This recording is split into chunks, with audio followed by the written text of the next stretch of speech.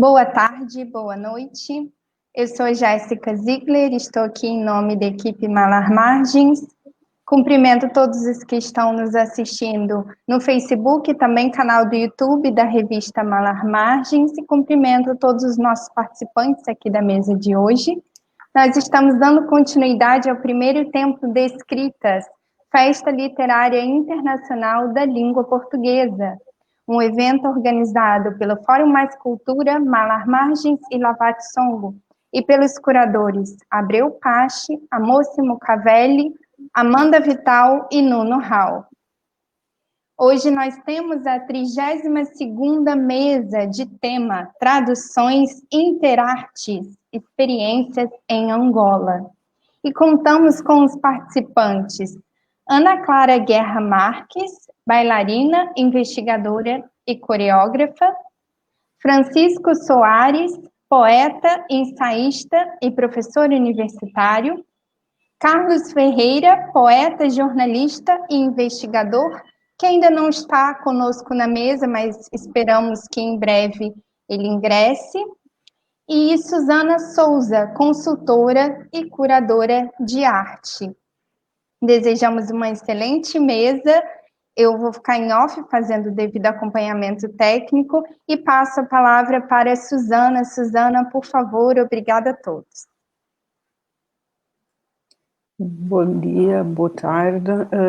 Eu chamo-me Suzana Souza. Eu ia começar por fazer a apresentação da mesa, mas acho que agora é redundante. A Jéssica já avançou com isso, então eu vou passar logo à conversa com os nossos dois participantes. Eu gostaria de começar por pedir à Ana Clara que nos falasse um pouco do percurso dela própria e da Companhia de Dança Contemporânea, que nos falasse um pouco desse percurso e de como surge em Angola. É a primeira companhia de dança contemporânea em Angola, mas também de como a companhia tem integrado este conceito interartes no seu trabalho.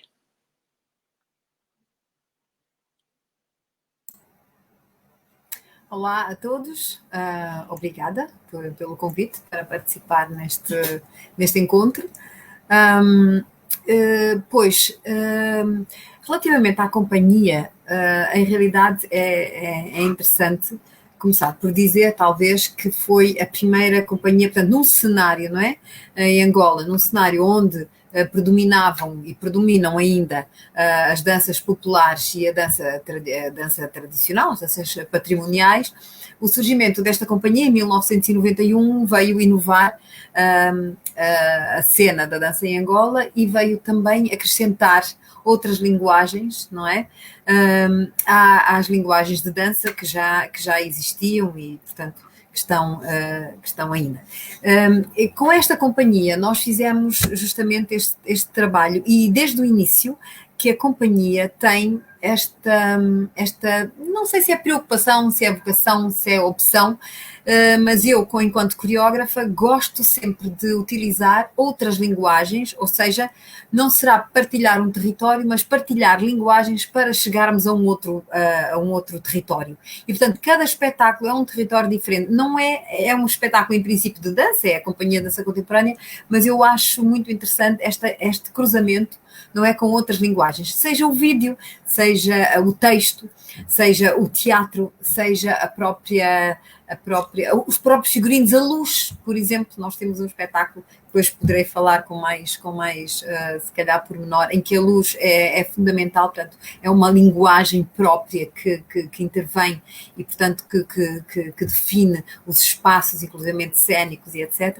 Portanto, este trabalho foi, se calhar é interessante, é bom contextualizar um bocadinho. A companhia foi um parto difícil, nós tivemos desde os anos 80, eu comecei a dirigir a escola nos anos 70, a escola de dança, e portanto eu achava interessante e importante termos uma companhia, um coletivo que pudesse até justificar, não é, esta própria escola, o que fazer com os alunos, para que serve uma escola de dança, não é? Pronto.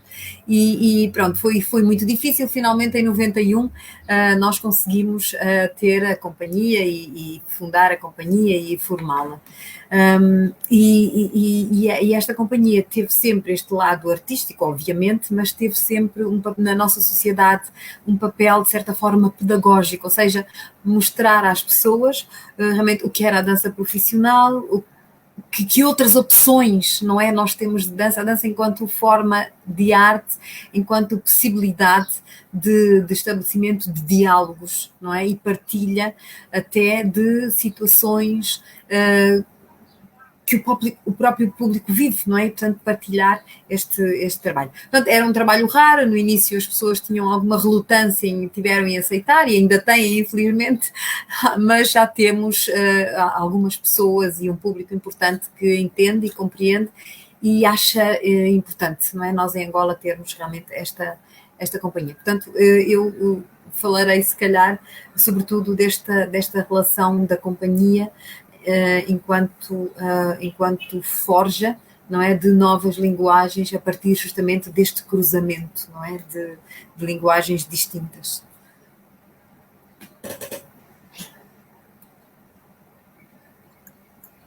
Obrigada, Clara. Francisco, não sei se nos podias também falar um pouco de como este espaço Interartes se apresenta no teu trabalho, na tua investigação.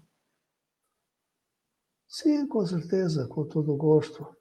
Em primeiro lugar, boa tarde a toda a gente e agradeço mais uma vez o vosso convite para integrar esta série de mesas redondas, de conversas, que tem sido muito interessante.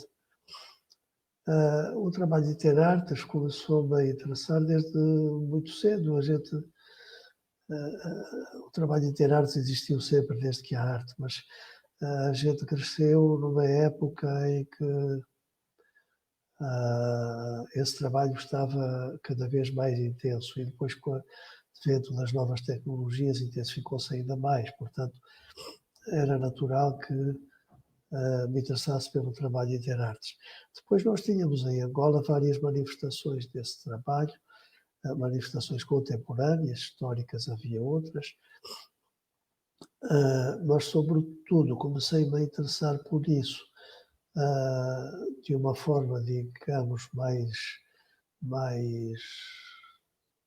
teórica, não tanto em termos de investigação, mas em termos de teoria, quando me comecei a interrogar por semióticas de fronteira, por transferências culturais, por transferências semióticas ou transduções, ou transporte de símbolos e significados e imagens de umas para outras artes, como de umas para outras culturas.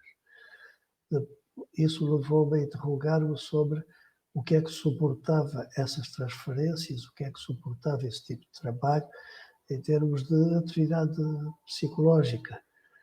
Daí, como tinha interesse pela neurobiologia, que é o interesse que tenho desde que estudei um pouquinho de psicologia, fui pesquisar e, sobretudo, fui pesquisar a criatividade, os processos ligados à criatividade. Isso levou-me aos processos ligados à percepção, à organização da percepção e das memórias, e levou-me à noção de uma sintaxe de imagens, de uma rede imagística estabelecida por padrões, mas por padrões flexíveis, que serve de base posteriormente ao planejamento das mais variadas atividades artísticas, científicas, políticas, tecnológicas, etc, etc. Portanto, como disse o Lotman, eu acabei percebendo que havia texto antes de haver linguagem. E lendo, sobretudo, António Damasio e outros cientistas ligados à neurobiologia, acabei percebendo que esse texto é um texto de imagens organizadas. Não que a gente vá fixar imagens uma por uma, por isso fixamos padrões, embora padrões flexíveis. E esse texto organizado por imagens acaba funcionando como suporte para as mais diversas manifestações. Para dar um exemplo, para isto não ficar muito abstrato, a gente pode, até aproveitando o trabalho do Abreu Paz, pegar num provérbio e ver como a imagem que esse provérbio nos transmite pode aparecer numa máscara, num verso, num portão, numa dança contemporânea, bom, nas mais diversas manifestações. Isto, enfim, tem muito que se lhe diga, tem muito para desenvolver, mas os suportes com que tenho trabalhado para olhar para estes estudos entre artes, quer no aspecto de trocas ou passagens de uma arte para outra, quer no aspecto de uma arte que se constitui entre várias artes e com o contributo de várias artes, tem o suporte eu para me interrogar sobre isso tem sido basicamente este. Por um lado, as semióticas de fronteira de que fala Rothbard, por outro lado, a neurobiologia, em particular o António Damasio.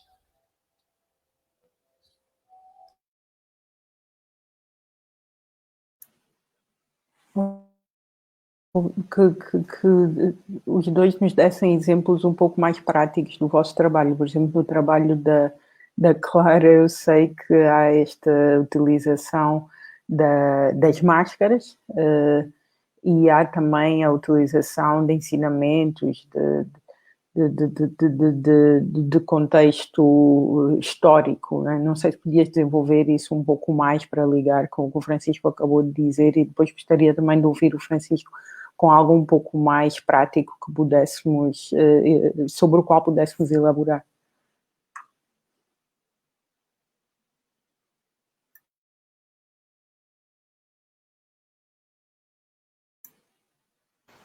Ana Clara, tem que ligar. Por favor. Desculpa. Está desligado.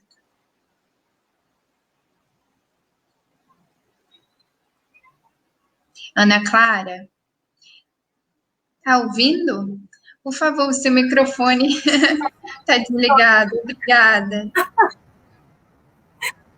Sim, desculpem. Eu utilizo diversos elementos, ou seja, eu quando faço, enquanto coreógrafa, não é? Não consigo, desde o início, não consigo circunscrever-me ao movimento físico dos corpos, não é? E mesmo quando trabalho com os corpos, muitas vezes eu trabalho com corpos diferentes. Por exemplo, a companhia é uma companhia de dança inclusiva, ou seja, nós trabalhamos com corpos que não são aqueles corpos que habitualmente nós vemos ligados à dança, não é? Corpos com deficiência física, por exemplo. Então, estes corpos têm uma linguagem sua, não é? Cada corpo tem uma linguagem. Obviamente que existem técnicas, não é?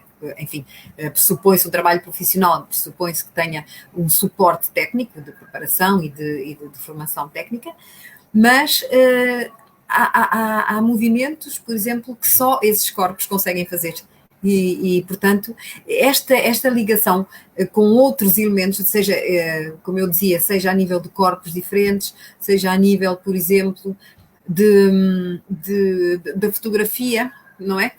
Que é outra forma de apresentar mensagens ou de dizer coisas, e se quisermos ir à máscara, ou seja, mas nunca utilizo estas linguagens, estes elementos, na sua função original.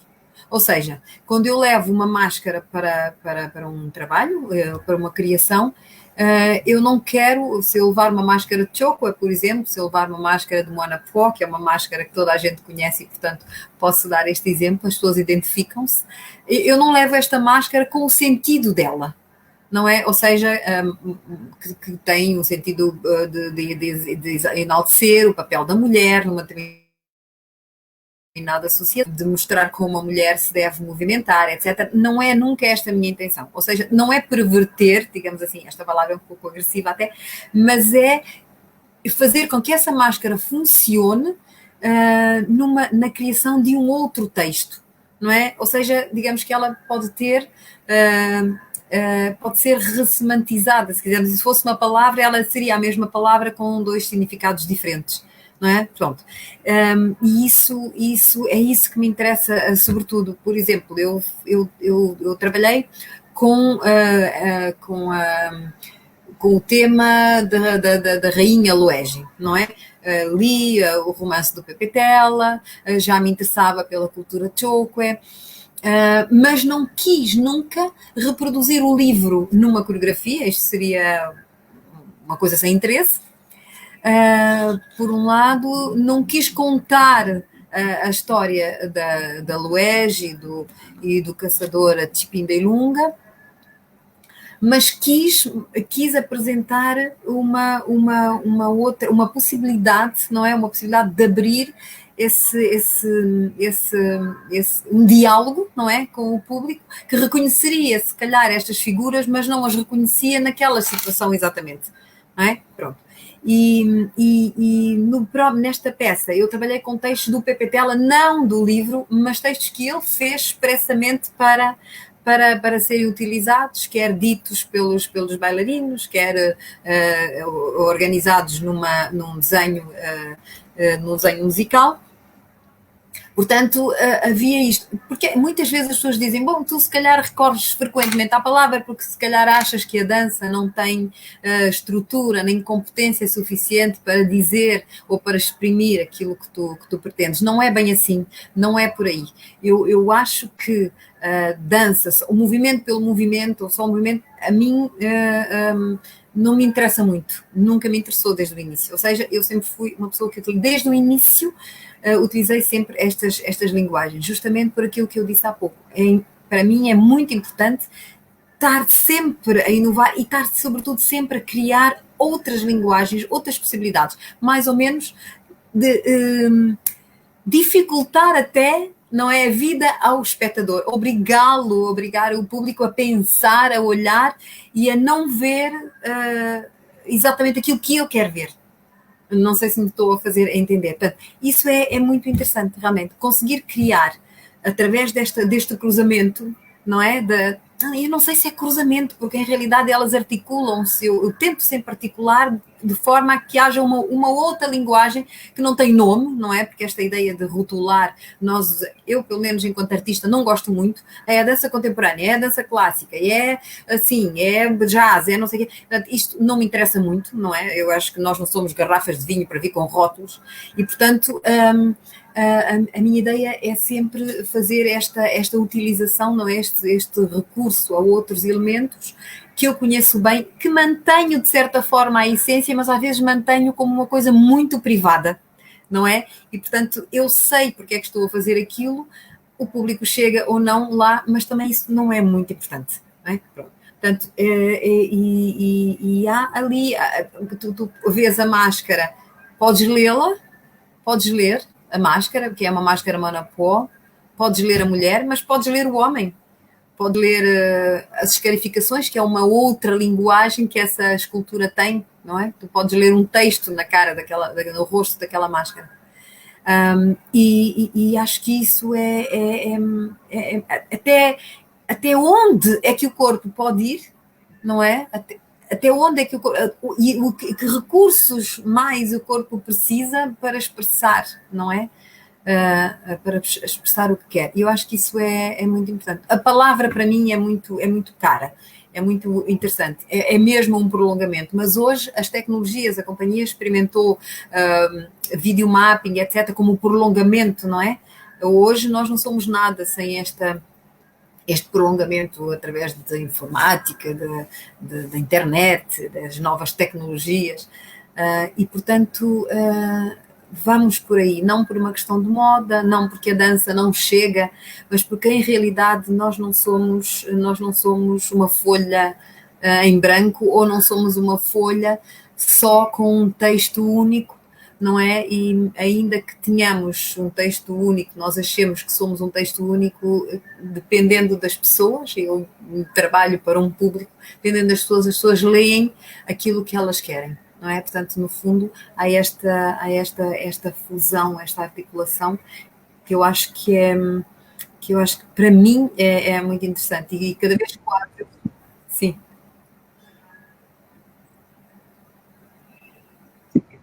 Sim, eu ia dizer que isso a mim parece-me o processo que o Francisco acabou de descrever, que era do texto antes da linguagem e de como as várias artes, cada uma delas traz a sua própria linguagem, mas nós temos construções que as antecedem, né?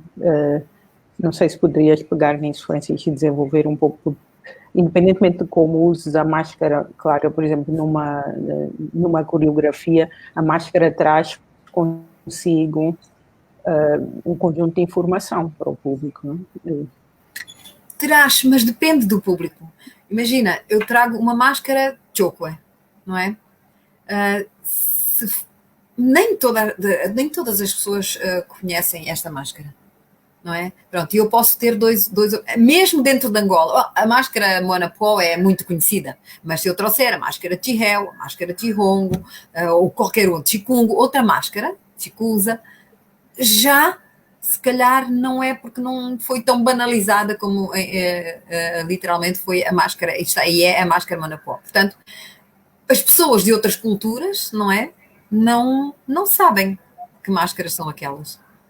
Portanto, não sabem o que é que elas representam, não as leem da mesma forma como lerão as pessoas que são dessa cultura e, portanto, que a conhecem.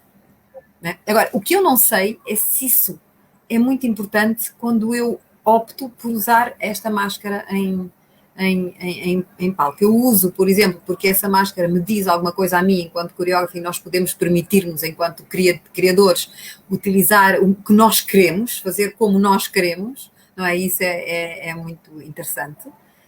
Eu utilizo-a, mas ela não é lida da mesma forma por todas as pessoas. Porque é que eu utilizo? Utilizo porque eu a conheço, porque eu acho que para além dela representar a mulher, ela tem outras representações, permite outras leituras, não é? Repara, por exemplo, que essa máscara Manapó é uma máscara que se assemelha muito à sua fisionomia, é realmente uma fisionomia humana. Há outras que não são tão, que não parecem tão humanas, não é? Justamente para parecer que são, enfim, seres de outro mundo, digamos assim, de uma maneira mais simples. Essa é mesmo muito antropomórfica, é muito humana. Ok, eu gostaria de passar a palavra agora ao Francisco. Não sei se podias desenvolver esta ideia do texto antes da linguagem que apresentaste anteriormente. Sim, um texto fluido, nada fixo, até porque o nosso cérebro está sempre em funcionamento e as próprias evocações que fazemos de percepções anteriores alteram as percepções anteriores. Mas pegando no que a Ana Clara estava a dizer, o que eu tinha dito antes, talvez vá por uma outra via ainda. Quer dizer, a Ana Clara está-nos a falar dentro dos dois tipos de interartes, de experimentações interartes de que falei, está num tipo que é aquele em que dentro de uma disciplina artística a gente vai agregando elementos e procedimentos que são próprios de outras disciplinas. Mas o trabalho estruturante está na coreografia, na dança, etc. E dentro disso, cada elemento é trazido, pelo que eu percebo, a partir do que a Ana Clara disse, cada elemento é trazido não tanto pelas leituras que se sabe que vai causar, ou que vai gerar, ou que vai despoletar, mas porque se sabe que ele tem uma potencialidade de leitura muito grande e tem uma potencialidade de trabalho estético muito grande. As leituras, como disse a Ana Clara, bom, é claro que um choco que está na Lunda e sempre viveu na Lunda vai ler aquilo de uma forma.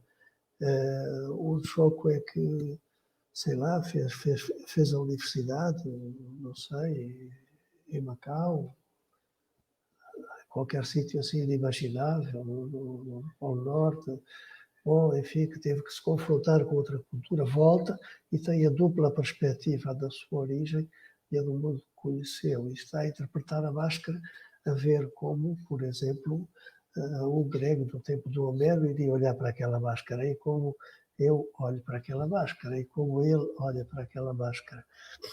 Bom, então pega-se nesse elemento pela sua potencialidade de significação. Então, quando eu estou a falar numa imagem e numa rede de imagens, e chamo isso um texto, eu estou a reportar-me a imagens como essa, por exemplo, da máscara. Não quer dizer que é uma imagem assim como a gente tira uma fotografia e tem uma imagem. Quer dizer, é uma imagem, é um conceito e é uma potencialidade de significação e de estesia.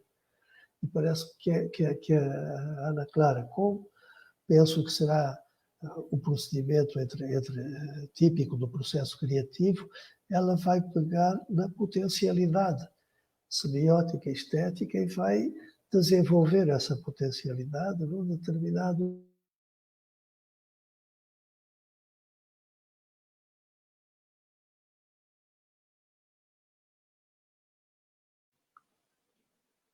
Francisco, desculpa, deixamos de te ouvir. O teu microfone está desligado. Yeah. Onde é que tínhamos ficado? Ouviram-me até onde? Potencialidade da máscara. Bom, está bem. Que o criador ou o criativo explora é a potencialidade estética e semiótica da máscara, não é? Ao mesmo tempo, eu estava a ouvir a Ana Clara e estava a lembrar-me de quando surgiu, quando se começou a desenvolver a inter-relação, não propriamente entre duas artes, mas entre as artes e a informática, ou a cibernética, no caso, por exemplo, da poesia, construindo-se poemas em movimento. Portanto, um engenheiro informático e um poeta juntam-se e o engenheiro informático constrói um hipertexto que vai colocar os versos do poeta em movimento, vai fazer aparecer e desaparecerem palavras, aparecerem e desaparecerem versos conforme o espaço da tela onde o receptor vai clicar, não é? Isto começa-se a dar. É um procedimento do tipo do que a Ana Clara estava a falar quando ela traz a máscara. Ela não vai trabalhar a máscara no sentido definido anteriormente. Isso iria matar a coisa. Isso iria matar o processo. Ora, justamente, houve muita gente que chegou a chamar ciberpoemas uma coisa que era pôr assim uma imagem, né? Umas florinhas, um gatinho, sei lá, uma chácara de café, depois um poema muito bonito no canto, e, se possível, com uma citação assim de alguém famoso, não é? E chamavam aquilo, e pá, já estou na internet, a minha poesia está na internet. Bom, não, quer dizer, em vez de estar na folha de papel, está na tela, mas isso não é nada.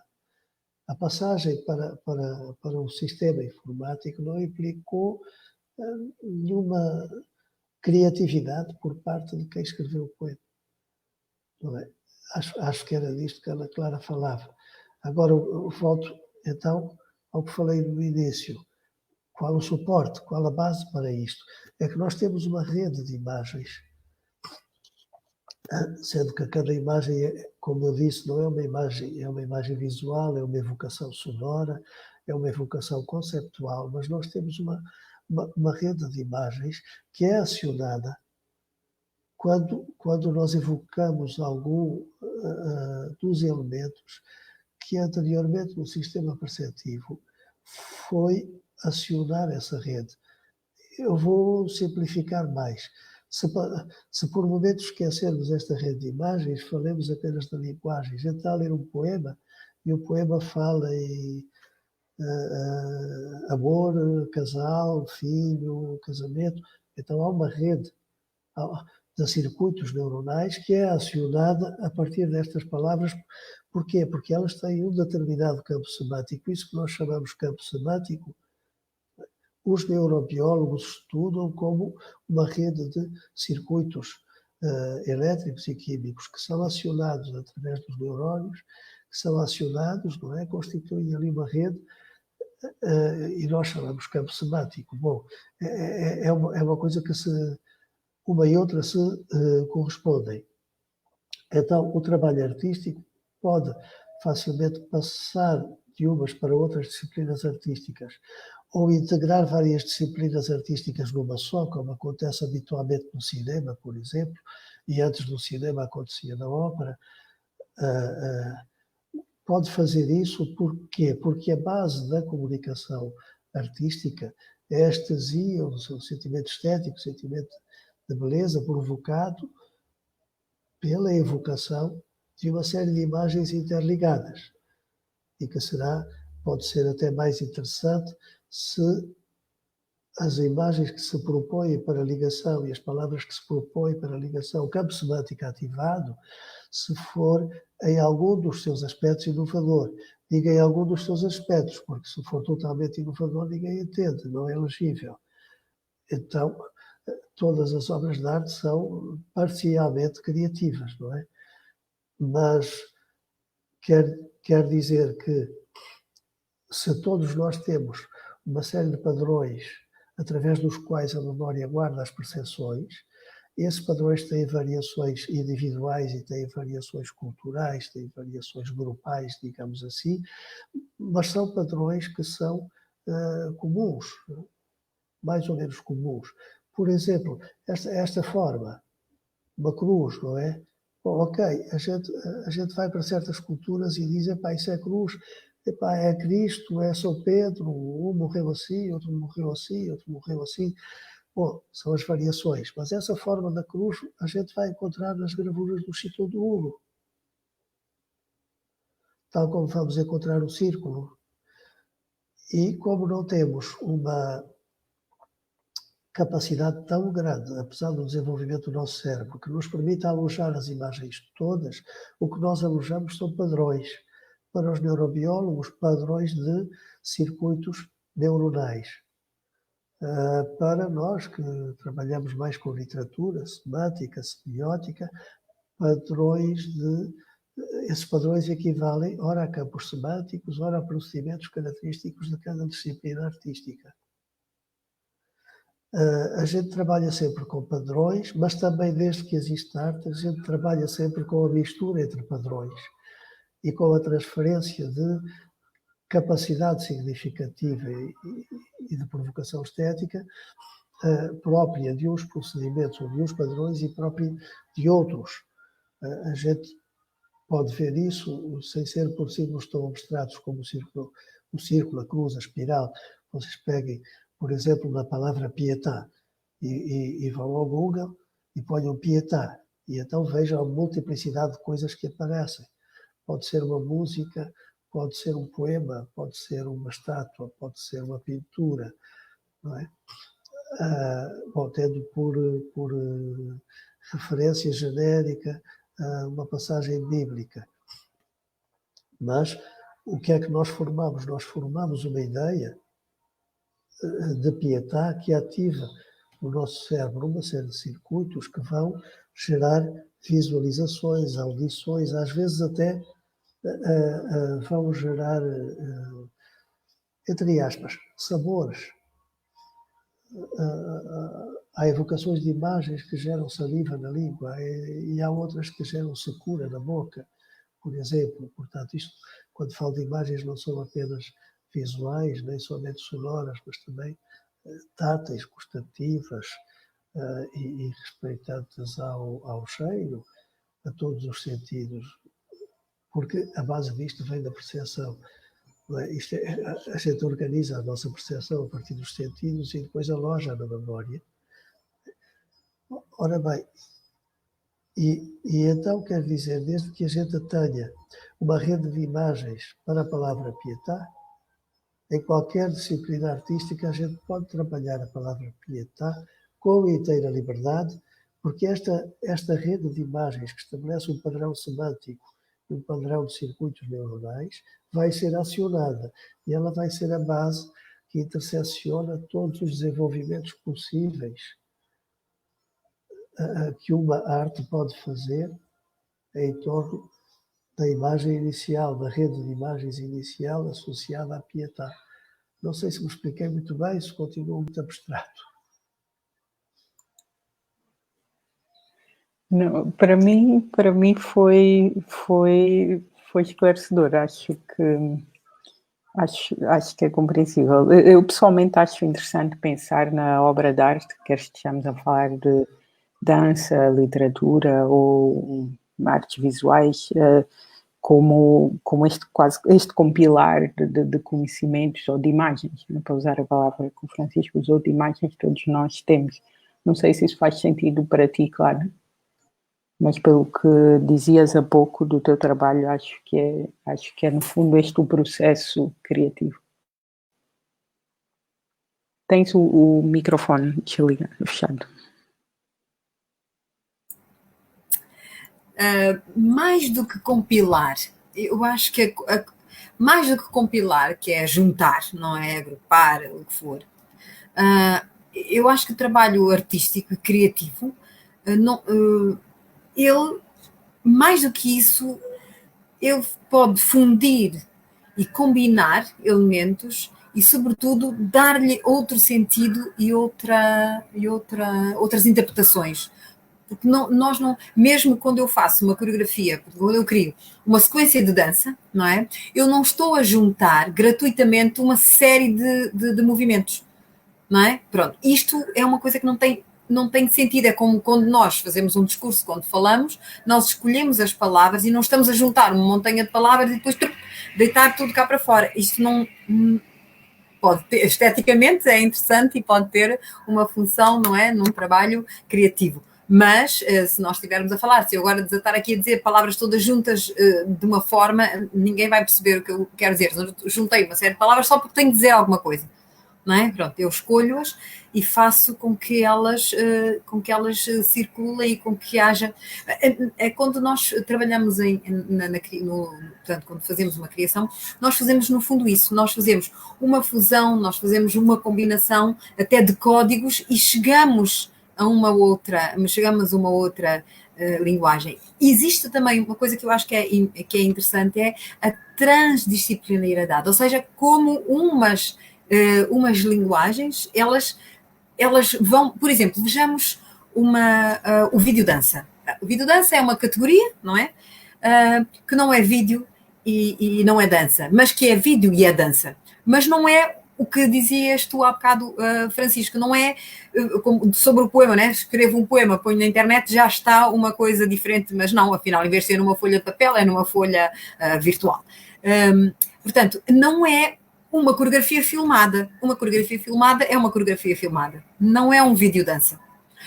O videodança tem uma linguagem específica que utiliza os recursos e eu não queria tanto falar em recursos nem em potencialidades, mas utiliza a linguagem de vídeo, a linguagem cinematográfica, a linguagem da imagem em movimento, com outra linguagem de movimento, não é? Quer o cinema, quer a dança, são cinéticas. E então, o videodança é justamente, tu podes criar uma sequência de dança, o realizador e o coreógrafo têm a mesma importância, não é? Quando partem para a criação, e portanto é o olhar de quem faz cinema, do realizador, digamos assim, sobre aquele corpo ou aquele movimento para criar um outro produto, um terceiro produto, não é? Com uma mensagem específica. Ou seja, a coreografia sozinha não quer dizer nada. Filmado assim, só não quer dizer nada. Mas combinando, não é, a linguagem do cinema e a linguagem do movimento, não é, que é a dança, tu obtens uma outra categoria. É a videodança. Vês na tela, mas não é necessariamente cinema só, não é? Pronto. E isto é muito interessante, não é? Este lado. E depois também existe uma outra possibilidade que é do intertexto, não é? Pronto, portanto, é o texto que se move, não é? Mas que se move em caminhos que ele próprio constrói, não é? Que ele próprio constrói, pronto, com a mãozinha mágica de quem está ao comando, não é? Mas é interessante. E este texto depois também é interessante perceber o papel de quem lê. Ele torna-se autónomo, não é? Portanto, eu tenho uma intenção quando faço um trabalho, mas depois, assim que eu o largo, no meu caso, em palco, não é? Ele fica completamente autónomo, ele deixa de me pertencer, não é? Eu sou a autora, serei sempre, mas ele deixa de me pertencer. Portanto, se tiverem 2.000 pessoas a assistir, existem 2.000 pessoas que se apropriam e a quem esse trabalho passa a pertencer e tem estas 2.000 leituras. Não há duas pessoas que vão ler, há duas pessoas que vão encontrar pontos em comum, mas tenho a certeza que não há 2.000 pessoas que vão ler da mesma forma. Não é? Portanto, isto tem a ver também com o que é arte, não é? Portanto, não é só a transfiguração, eu não acho que a arte seja a transfiguração ou a transformação, mas será a forma de organizar, não de compilar, mas de organizar, de fundir, de combinar, de interligar, não é? Para que haja uma dificuldade, não é? Para que as pessoas possam pensar e para interpretar, não é? Tem que haver essa dificuldade. Se for uma coisa, olha esta folha, ok, olha esta folha que é uma folha, isto não tem qualquer interesse, não é arte. Se não for criativo, se não houver qualquer dificuldade em ler, então pode ser, também há arte para crianças, coisas mais acessíveis, não é? Pronto, mas não tem aquela maturidade. Portanto, este lado do texto difícil, não é? Justamente que faz a diferença entre a arte e entretenimento, não é? O entretenimento é aquela coisa fácil, eu vou ali ver uma cena, estou tão bem, fico tão bem, aquilo é tão divertido, divirto-me imenso, sei tudo o que se passa, compreendo tudo e tudo. Outra coisa é, tu tens um trabalho artístico que tem um grau de dificuldade e que te obriga justamente, o teu cérebro, em vez de relaxar, tem que trabalhar para tu conseguires chegar lá. E para tu, enquanto espectador, fazeres o teu próprio texto. E isso é muito interessante. Eu acho que definiste perfeitamente a obra de arte, não é? Esse momento de criação, mas que também depois é abandonado a quem vê, a quem lê, a quem interage. Exatamente, e depois há toda uma vida dessa obra depois, não é? Ela depois torna-se quase autónoma, diz outras coisas e comunica de maneira muito particular com o público. Mas tornaste esta ideia trouxeste alguns elementos que eu gostava de olhar mais de perto, a questão da transdisciplinaridade e do intertexto. O intertexto eu acho que no fundo é o que estávamos a falar antes deste texto que precede a linguagem e deste conjunto de informação que todos nós carregamos, claro que com diferenças, mas que são as informações que nos permitem, lá está, apropriar-nos da obra de arte e essa apropriação ser diferente, a minha interpretação ser diferente de outra pessoa. Mas em termos de prática,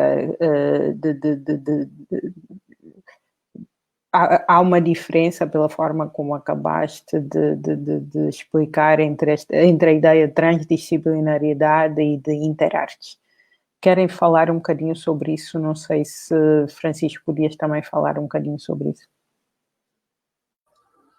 Sim, com certeza. Eu estava a ouvir a Ana Clara e estava-me a lembrar de uma coisa que era a poesia emblemática. A poesia emblemática foi muito cultivada, sobretudo no século XVII, na Europa.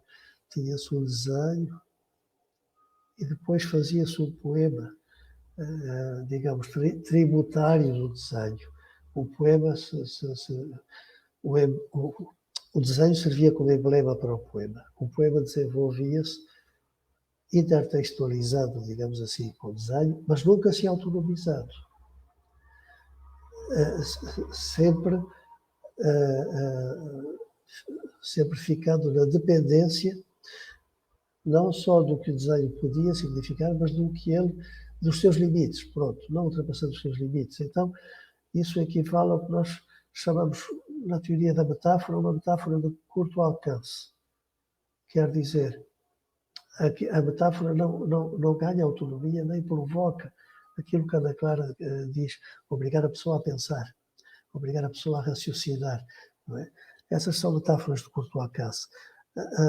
No século XX, a gente cultiva muito mais, depois das vanguardas, a partir das vanguardas, as metáforas de longo alcance, em que os surrealistas, por exemplo, são especialistas exímios, não é?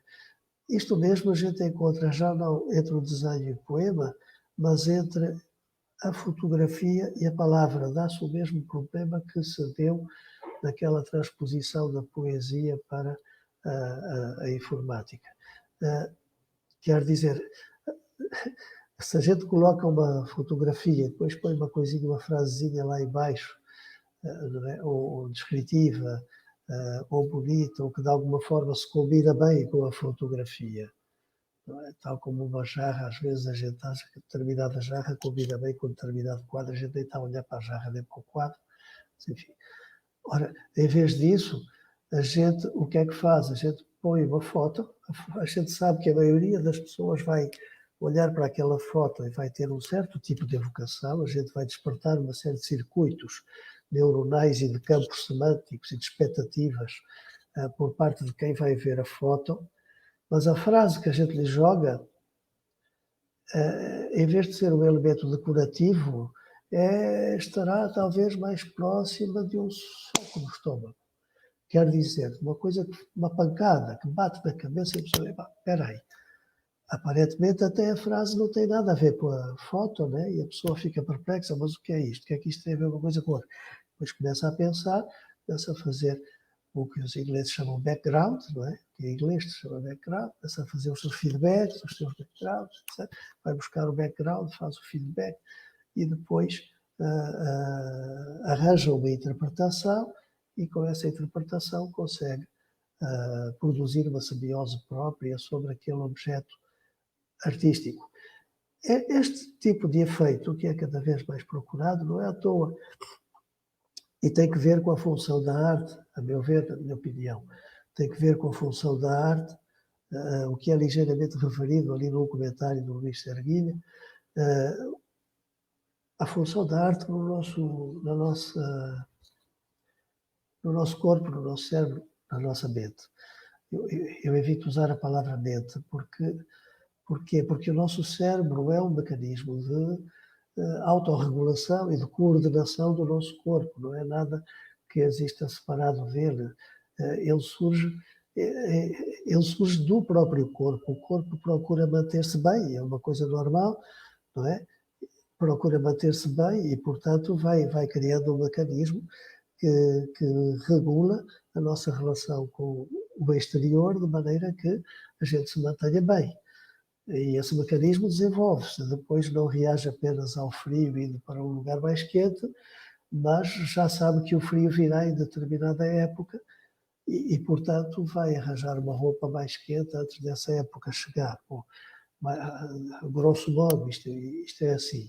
Ora, o cérebro serve então como um mecanismo de regulação e de autorregulação das relações do corpo com o mundo e do corpo de uma pessoa com os corpos das outras pessoas. Mas o próprio cérebro vai criando os seus centros de autorregulação. Desde logo, relativamente à percepção. A percepção é fundamental nisto tudo e a arte trabalha sempre a percepção, não é? A nossa percepção habitua-se, acostuma-se a ver as coisas de uma determinada maneira. E isso faz com que o nosso pensamento vire costumeiro. É por isso que o politicamente correto é sempre incorreto, porque nos acostumamos que isto é certo, é assim. E de repente surge uma situação que derruba tudo o que era certo e a gente fica perplexo. Aconteceu isso um pouco com algumas pessoas perante esta epidemia que estamos a viver, não é? Ela derrubou muito do que era a nossa expectativa fixa. Então, o cérebro tem mecanismos que permitem examinar e autorregular a percepção e a memorização, o estabelecimento de padrões e a experimentação, os limites dos padrões para os transformarmos.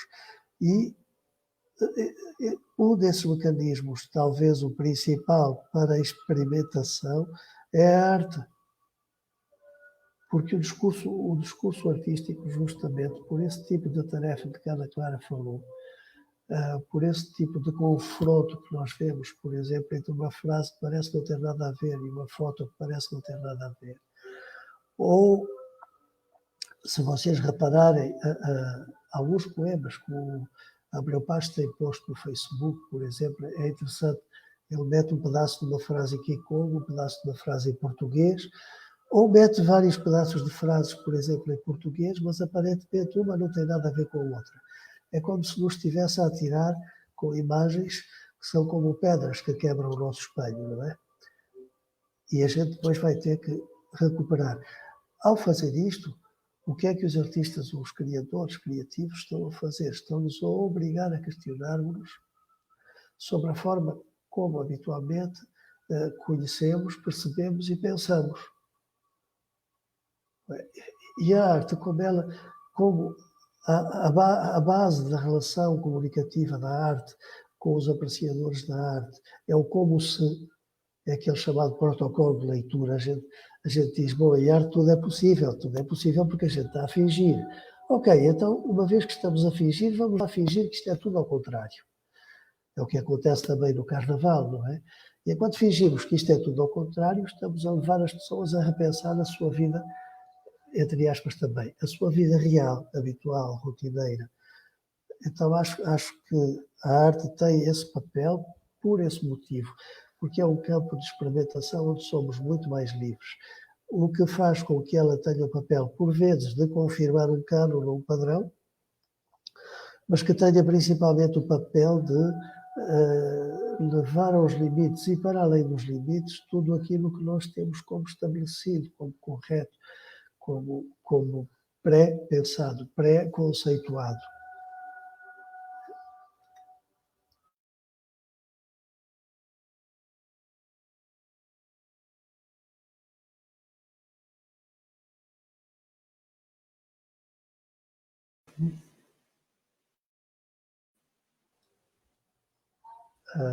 Acabei.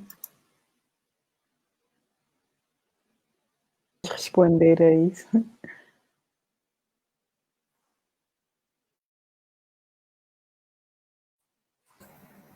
Ligar o microfone. Pois, este último pedaço do que disse o Francisco, o lado violento, se quisermos, porque nós temos os nossos padrõezinhos, as nossas formas de olhar, as nossas imagens pré-definidas, não é? Pré-concebidas, e os nossos preconceitos e etc. E, portanto, há um lado, às vezes, violento na criação desses outros discursos, não é? Sobre a mesma realidade, no fundo, para acordar as pessoas e e essa é um pouco a função da arte contemporânea também, sobretudo, é realmente abanar as pessoas. E eu, por exemplo, o meu trabalho tem sempre um subtexto de grande violência, não é? Sempre. Pode haver uma imagem bonita, mas essa imagem traz sempre a violência atrás. Eu por exemplo, não sei se alguém se lembra, em 1999 criei uma peça que se chamava Os Quadros do Verso Vetusto. Este é o nome de um trabalho do Federico Minghi. O Federico Minghi era completamente surreal, eu adorava o trabalho dele, e utilizei várias vezes não só os textos, mas também as imagens dele, que eu utilizei no Homem que Chorava Sumo de Tomates. Nestes quadros do Verso Vetusto, e normalmente eu quando faço uma peça, ela tem sempre a ver com o contexto. Essa também é uma das características da dança contemporânea. Normalmente são temas que afligem o criador, ou seja, o coreógrafo, né? No momento, por isso o nome contemporâneo. E então, o que é que acontecia? Em 91, a 90 e 99, nós temos estado sempre como uma sociedade aflita, essa é que é a verdade. E em 99 havia grandes aflições, muito grandes. E então, essa peça tratava, no fundo, acabava por tratar da morte, não é? Era uma peça que tinha um lado sombrio muito grande. Eu lembro-me que havia 4 crianças que entraram na peça, e as crianças, havia uma parte em que se movimentavam no meio dos bailarinos adultos com um caixão à frente aberto, à frente no proscénio, e esse proscénio estava cheio de lixo. Era a altura do lixo. Foi uma das alturas do lixo na rua. E em realidade a peça era muito cómica e muito divertida, e por isso muito cruel, não é? Portanto, entrava-se no teatro, o teatro estava cheio de lixo. Havia pessoas que achavam normal, havia outras que estranhavam. Lá está, como as pessoas reagem ao mesmo estímulo de maneira diferente. Havia um engenheiro que foi com o meu pai e que disse: francamente, senhor engenheiro, como é possível? Então a sua filha não podia ter mandado limpar o teatro? Meu pai, que já sabia que tinha uma filha que não era normal, disse: não, de certeza que isto... Sabia eu que fazia parte, meu pai acompanhava. Não, isto deve fazer parte. Pronto. Não conseguimos fabricar um cheiro a lixo, não é aquele cheiro nauseabundo de azedo, não conseguimos, mas conseguimos pôr lixo limpo. Mais ou menos limpo. Pelo teatro. As pessoas que estavam à porta, os cobradores, atiravam os pedaços de bilhetes para o chão. Era uma sujeira toda, uma sujeira completa. E o espectador entrava e sentava-se e era uma porcaria, tudo aquilo. Era a nossa sociedade, não é? Aquilo não é só o lixo na rua. O lixo na rua é o que se vê, mas há toda uma série de porcarias. Esta palavra é tão expressiva, não é? A palavra porcaria e precariedades, que era tudo aquilo. Portanto, tudo o que nós vivíamos era precariedade, a forma de pensar que era completamente precária, a forma de olhar para as coisas precária, a sujidade era precária, a governação era precária, era tudo precário, era tudo uma grandíssima porcaria. E o espetáculo começava com 4 indivíduos todos bem vestidos, não é? Nós temos estes personagens na nossa sociedade até hoje, o pinguim bem vestido, descalço de chinelas, no meio do lixo, contente com um discurso físico, não é? De grandiosidade, aquele discurso do político, aquele discurso que ele acha que convence, não é? E, portanto, as pessoas começavam-se a rir logo no princípio da peça, riam-se. Mas aquilo começava a ficar tortuoso, complicado. Não é? Portanto, as imagens, 2 homens de cuecas e piugas, que é uma imagem terrível, de cuecas e piugas, com um caixão embaixo do braço, como se fosse uma mala diplomática, com a música, a marcha nupcial. Não é? Portanto, há pessoas que conseguem ler, outras, toda a gente consegue ler, não é? Mas aquilo era muito cómico, as pessoas riam-se muito, mas era muito dramático, é que a morte era completamente banal. Era banal, as pessoas morriam e continuam a morrer e ficam amontoadas na morgue, não é? E depois vai lá o dono do corpo, põe em algum sítio e leva, vai lavar ou vai tratar e tal, não sei o quê, pronto. Tudo aquilo era cómico, tudo aquilo era, mas em realidade era muito dramático, não é? Pronto. E o final era tremendo, não é? Portanto, finalmente, no final da peça, depois das pessoas terem partido a moca a rir, no final da peça é uns homens que levam um caixão, que fazem passar um caixão por entre a morte aqui e os caixões não são confortáveis, não é? Não são em nenhum lado, mas aqui é muito desconfortável mesmo. E o caixão passava o cortejo pelo meio dos espectadores, estavam horrorizados. Então aí é que as pessoas caíram em si no fim da peça, não é? E portanto, e as crianças aflitas a chamarem os nomes umas das outras, perdidas e tal, não eram as crianças, estavam perdidas na creche. E agora onde é que está? Perdi-me. Não, nós todos estamos perdidos, andávamos perdidos e estamos perdidos, não é? Perdidos à procura de, não é? Perdidos de perdição, mas à procura de, não é? A tentar encontrar. Portanto, havia este subtexto, havia esta mensagem subliminar que as pessoas perceberam no fim, depois de serem rido imenso delas próprias, da figura que todos nós fazemos. Havia a menina que comia flores, era uma sequência, havia o bailarino homem grotesco que vinha com um tutu clássico, aquele fatinho com a sainha, fazer uma espécie de morte do cisne, mas era simplesmente grotesco, não é? Pronto, e havia o recurso ao vídeo que se sobrepunha, etc. Mas tudo aquilo era mais ou menos hilariante, até ao fim. No fim, as pessoas quase não conseguiam bater palmas, perceberam que tinham estado a rir delas mesmas, perceberam que tinham estado a rir de uma coisa insólita, surreal, não é? Pronto, como o homem que chorava sumo de tomates, que eu não sei se tu já viste, pronto, vieste a tempo de ver, que era completamente surreal também, nada fazia sentido naquela peça, não é? Até ao final, em que havia uma espécie de um genérico que passava, era projetado, mas ao contrário, com as letras todas ao contrário, e um dirigente nosso, cultural, mandou um recado, isto é interessante, como é que as pessoas leem? Recado por alguém, um técnico meu que estava na regi, vai dizer à diretora do espetáculo que o genérico estava a passar ao contrário. Não é? Ou no princípio que havia uma cena de zunga, não é? Os zungueiros no meio de incomodar toda a gente no meio do teatro, venda, compra isto, compra aquilo, sutiãs, tudo, coisas terríveis. Todas as pessoas, havia pessoas que eram do governo, havia pessoas que eram deputados e tal, estavam ali, todos mereceram o mesmo tratamento, ou seja, os miúdos vendiam qualquer coisa, coisas estranhas até, e portanto houve pessoas que se incomodaram e foram pedir seu dinheiro de volta porque realmente aquilo não era um espetáculo, não era uma sala de espetáculos, era uma coisa indigna, não é? Então os zungueiros, pois justamente, a música muito alta, insuportável, os zungueiros aos gritos, uma coisa horrível, não é? E no palco um BMW pequenino, telecomandado, iluminado, em grande estilo, não é? E aqueles desenhos do Ning ao longe, de vez em quando apareciam, e portanto essa era a cena do princípio. O teatro tinha roupas penduradas, tinha aqueles cartazes, assassina-se por 10 mil, há sopa com C de cedilha, etc. Portanto, éramos nós, a nossa sociedade, tudo muito engraçado e tal, pessoas um bocado incomodadas, esta era a ideia, não é? Portanto, um soco no estômago.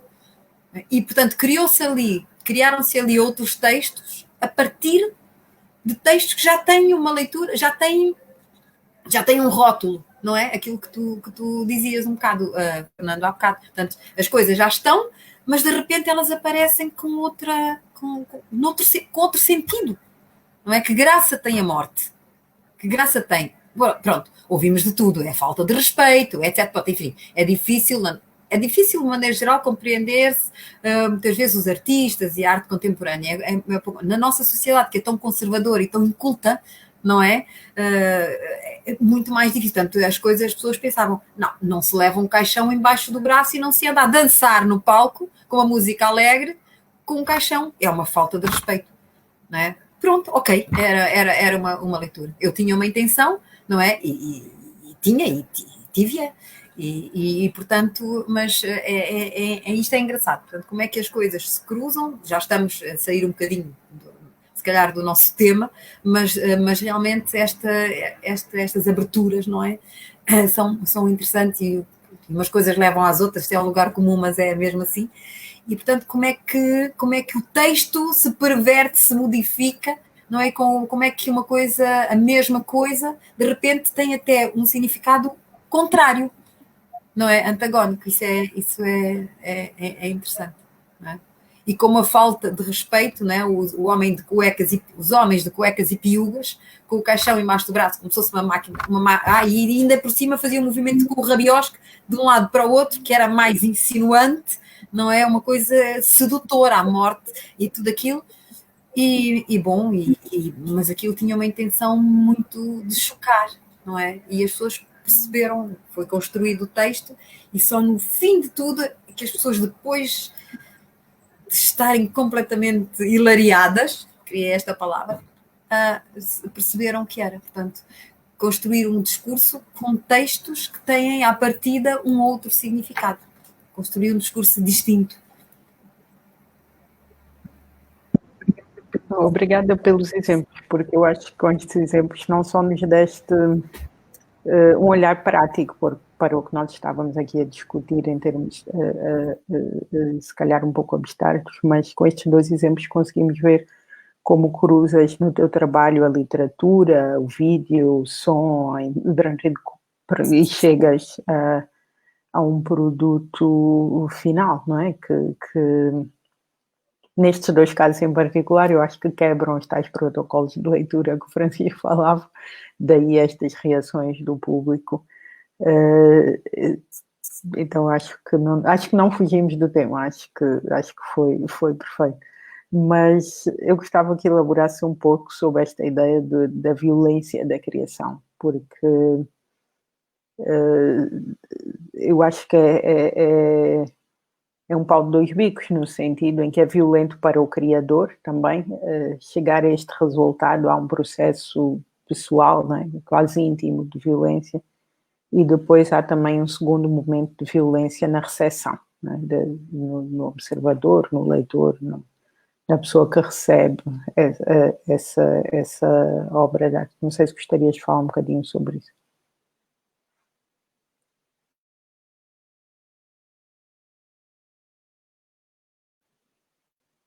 Susana, ficámos sem perceber se me cabe a mim ou se cabe ao Fernando, talvez ao Fernando, ou a mim. Eu estava a perguntar-te a ti como criadora, mas também posso abrir a pergunta, claro, acho que serve para os dois, não é? Eu posso rapidamente, prometo que vou ser rápido. Este lado, ou seja, eu costumo dizer que eu vou buscar para comunicar, vou às pessoas buscar os problemas delas, que são também os meus, não é? Enquanto pessoa que vive numa determinada sociedade. Eu sou muito... Às vezes acha-se que o meu trabalho não é nada angolano, mas eu sou muito... Não gosto da palavra nacionalista, portanto não vou dizer no contexto da minha frase, mas eu sou muito angolana no meu trabalho, no material que eu costumo trabalhar. Ou seja, eu sou muito social, sou muito da minha sociedade. E, portanto, eu vou buscar às pessoas, vou buscar à sociedade, vou buscar a nós todos, a mim mesma também, e depois devolvo de outra maneira, não é? No fundo, as pessoas acabam por se identificar de alguma maneira, no princípio, no fim, no meio, em casa, mas elas acabam por perceber que, no fundo, estávamos a falar de nós, não é? Eu estava a falar delas, estava a falar de nós. Este lado da violência é uma coisa que tem a ver com isto tudo. Nós vivemos numa sociedade violenta. Em todas as sociedades existe violência, não é? A nossa é violenta, é muito violenta do ponto de vista psicológico, então para os artistas é de uma grande violência, não é? E portanto nós acumulamos tudo isto, às vezes achamos que o problema nosso é que é o problema, é verdade, existe um bocado este lado egocêntrico. Mas sabemos que não é? Que há outras pessoas com o mesmo problema. E acho que a violência é uma forma óbvia, não é? Uma forma óbvia de chocar, de abanar as pessoas. Nós precisamos de ser abanados, não é? As pessoas vão para a rua, manifestam-se, levam cartazes ou não, dizem coisas, apanham umas pauladas, e há várias formas. A arte, a companhia, por exemplo, desde os anos 90, desde que apareceu, que se manifestou-se durante o tempo mais fascista que nós tivemos, sempre, não é? Com isto. Portanto, esta violência é para nós sentimos-la e, portanto, achamos que devemos partilhar com o mesmo grau, com algumas nuances criativas pelo meio, não é? Pronto. Mas eu acho que isto é muito importante. Para mim é muito importante. Tem a ver também com a forma do artista ser. Há pessoas que são mais calmas, mais cool, optam por outra forma, não é? De se expressar e de fazer chegar a sua mensagem. A minha é muito esta, é muito o humor e a crueldade, não é? Que é extremamente violento. O humor e a crueldade é mesmo muito mau. Mas tem esta intenção, não é a maldade, pela maldade, não é o magoar, o agredir, não, mas é o chamar a atenção, o abanar, de facto. E há processos realmente de criação que têm também, o próprio processo, não é, passa por essa violência, mas pode não passar, não é? Pode não passar. O processo pode ser pacífico, desde que nós percebamos, e eu falo nós, falo de toda a equipa criativa e com os bailarinos também, nunca faço nada, eu não sou um coreógrafo de impor, agora faz assim, agora levantas a perna, agora esticas a braço, agora vais para a diagonal, tá? Não gosto disso, portanto eu faço um trabalho sempre de laboratório criativo e toda a gente participa, as pessoas todas têm uma coisa a dizer, os bailarinos têm muito a dizer, portanto, às vezes o processo é, digamos, cool, não é? Porque esta violência é processada, nós sabemos que é, mas temos isto processado, não é? Não andamos sempre aos gritos. E a forma depois de aparecer, vá lá, eu gosto que apareça de uma forma cómica, mas pelo meio, portanto, isto é, eu acho que tem a ver com o nosso mundo também. Eu não sou muito peace and love, sou mais pela brutalidade. Fernando, foi mais depressa que eu pus. Vou já desligar o meu. Olha. Não, eu não me queixo. Eu estou a gostar, estou a apreciar. E ao mesmo tempo. Francisco, tu és Francisco, eu chamo Fernando, chamei-te Fernando. Eu peço desculpa. Sim, sou eu. Sou. Fernando. Francisco, desculpa. Não tem problema. Não tem problema. A pessoa é mesmo. Eu estava a pensar em duas coisas. Primeiro, no Frederico Nighi, era uma pessoa de quem eu pensava falar caso a fala inicial fosse um pouco mais longa. Equivocadamente, eu pensei, antes de falarmos hoje com a Susana, pensei que a fala inicial seria mais longa. E iria focar o caso do Nighi e também a propósito da violência, porque há dois aspectos aí na violência que eu queria precisar. Por um lado, esse de que a Ana Clara e a Susana falaram, o próprio artista é violentado e com a sensibilidade que ele tem, que é mais intensa do que a de outras pessoas, ele é primeiro obrigado a repensar toda a sua estrutura mental, digamos assim, em função da violência, do choque de violência que ele recebeu. Mas essa violência é, sobretudo, uma violência cognitiva. Quer dizer, não é apenas uma violência assim como quem nos bate e a gente sofre e dói e faz uma ferida e sangra. Bom, isso até a maioria das vezes isso é metafórico. É uma violência que nos obriga a repensar tudo o que pensávamos sobre, por exemplo, os limites do ser humano, os limites da convivência, os limites do respeito, etc, etc, etc. E depois a gente devolve e reverte a violência em qualquer outra coisa. Ora, o Frederico Nighi, mesmo como pessoa, era um homem muito, muito cordato, não é? Pelo pouco que eu convivi com ele, éramos até da mesma cidade, mas quer dizer, o Nighi era uma pessoa cordata, não era uma pessoa violenta. Mas a entrada dele em cena na literatura angolana estabelece essa segunda forma de violência, que é a violência cognitiva. A partir de desenhos que era até habitual nós fazermos, mais ou menos as pessoas da minha idade, da idade dele, nos bancos do liceu, nos bancos da escola, fazíamos um pouco marcados pela cultura hippie, né? E um pouco pela arte pop, fazíamos aqueles desenhos misturados com letras, e as letras eram também desenhadas, mas tudo à mão, não como na poesia concreta ou visual que usa a tipografia, ou agora o computador, mas sim tudo à mão, até porque a gente não tinha tipografia para andar a brincar. Então era mesmo com lápis ou com caneta. E ele desenvolveu isso e transformou isso numa arte própria e entra na literatura angolana com essas inovações que nos eram familiares, porque a gente fazia aquilo habitualmente sem pensar que estava a fazer arte, mas no momento em que a literatura ainda se dividia mais ou menos entre dois campos, ou era literatura militante ou era literatura de amor, pronto, e sempre uma literatura muito tabular, digamos assim. De um lado temos uma tábua, isto é o amor, do outro lado temos outra tábua, isto é o que eu digo sobre o amor, e vamos comparar as tábuas, ver se coincidem. Ou então, do lado temos isto, é a sociedade. Isto é o que eu digo sobre a sociedade. Então vamos ver se encontramos aqui uma zona de coincidência, não é? Bom, portanto tínhamos uma espécie de realismo em que a linguagem devia ser um reflexo, um espelho, digamos assim, do que era consensual pensar-se acerca de uma coisa ou de outra. Os poetas líricos e que falavam do amor romperam muito rapidamente com esse consenso e passaram a falar de amor de uma forma que não era habitual, quebrando preconceitos, mas não quebraram este realismo, esta maneira projetiva de olhar para a poesia como simples espelho, digamos assim, da alma, como dizia o romântico, a poesia como espelho da alma. Não, a poesia pode ser um espelho da alma, mas é um espelho criativo, é um espelho que interroga a alma, chamando alma o nosso cérebro agora, por momentos, pelo menos.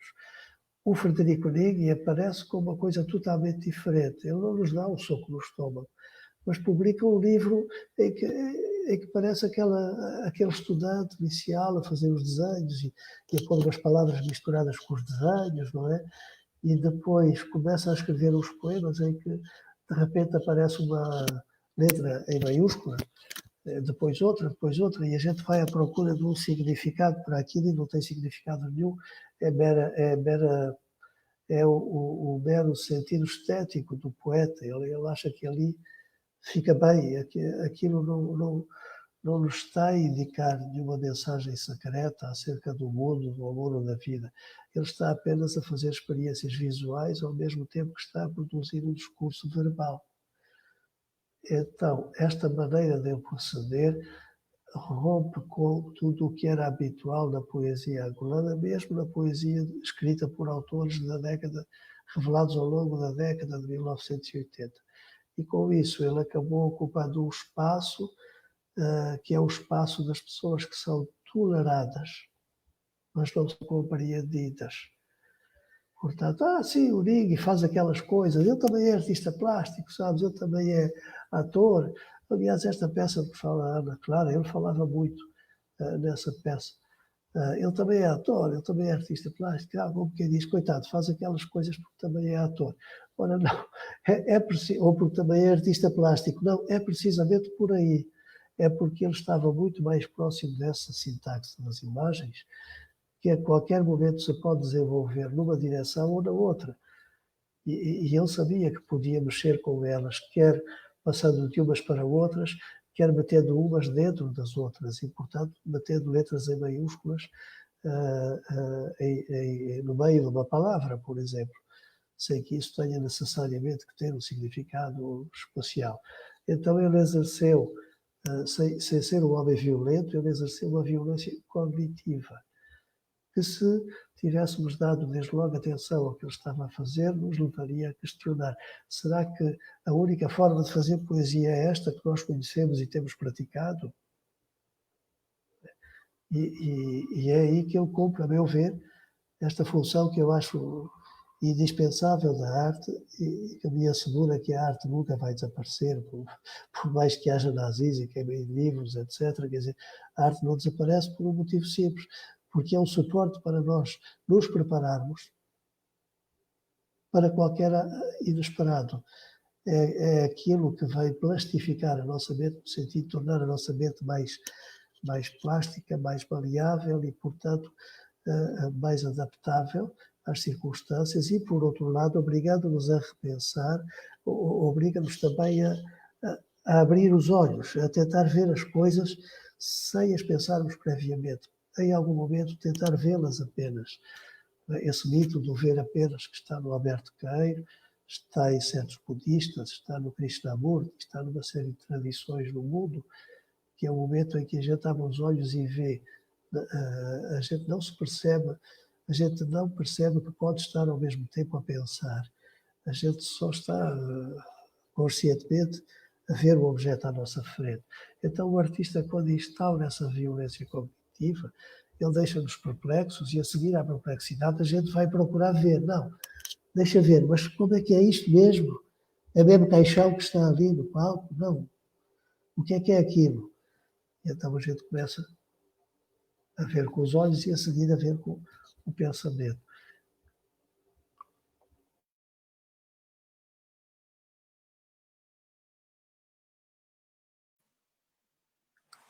Obrigada, Francisco, pela ótima descrição. Eu gostaria de abrir agora perguntas. Não temos aqui nenhuma pergunta ainda nos Não temos pergunta, comentários. mas temos consideração, uma consideração interessante aqui do Luiz, que vocês poderiam, de Mas repente, estamos a abordar. aproximar-nos da hora e meia. Então gostaria de abrir a perguntas da audiência e também deixar que vocês... Okay. Eu não percebi o que disseste, Jéssica, mas nós temos um comentário à vossa descrição. Exato, o Francisco comentou. Exato, por isso é que não tinha anotado. Não sei se, Clara, queres fazer algum comentário.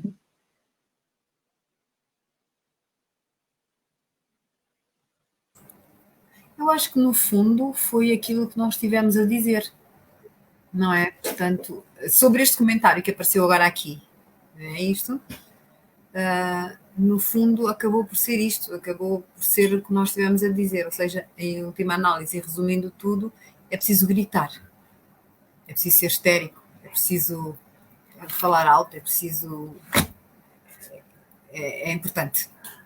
É importante. Eu estou sempre a tentar trazer isto para o nosso tema, não é? Mas acabámos, se calhar, falando mais sobre arte e... Bom, enfim, e é muito interessante isto, porque, no fundo, a arte é a criação de textos, e a fusão e etc. E penso que é assim, que é, de facto, tem razão, o nosso grande compromisso é para com a vida, desde que vida queira dizer tudo o que há. Não é? O nosso compromisso é mesmo com a nossa sociedade e com o meio onde nós vivemos. Eu penso que não é arte pela arte, isso acho que não é, enfim, é uma coisa que já foi e já não é, mas é o compromisso que nós temos social. No fundo, é a nossa função, não é social, ao contrário das pessoas pensam que o artista é um parasita, porque está sempre de mão estendida, não é? É uma vergonha para todos os países que têm e para o nosso particularmente, têm os artistas sempre de mão estendida e de chapéu, os que usam. Mas, no fundo, nós temos essa função de vanguarda, temos a função de mudar, de estar à frente das mudanças, de alertar, de chamar a atenção, e é-nos dado, e nós temos esse direito de ser histéricos, é gritar até não poder mais, tendo que este gritar é, enfim, metafórico, digamos assim, e portanto acho que sim, acho que a pessoa que pôs o comentário, eu estou perfeitamente de acordo com ele. Aliás, o Mr. Guilherme é um bom exemplo, justamente, do poeta exaltado, do poeta cuja poesia não é um grito, é uma gritaria, uma exaltação e uma poesia de imensa coragem também, enfrentando e afrontando qualquer poder instituído.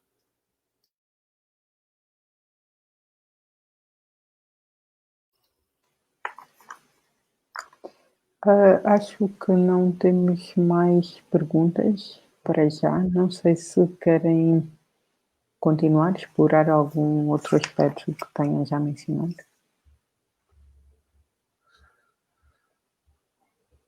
Quer dizer, eu penso que já falámos um bocadinho, agora as ideias ficam na cabeça das pessoas, não é?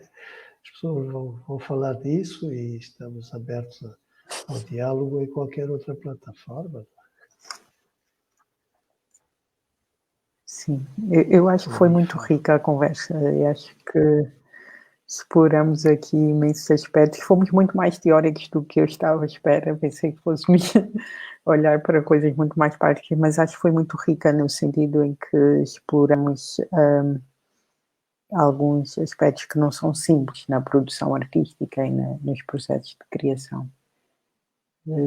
Jéssica, não sei se queres intervir.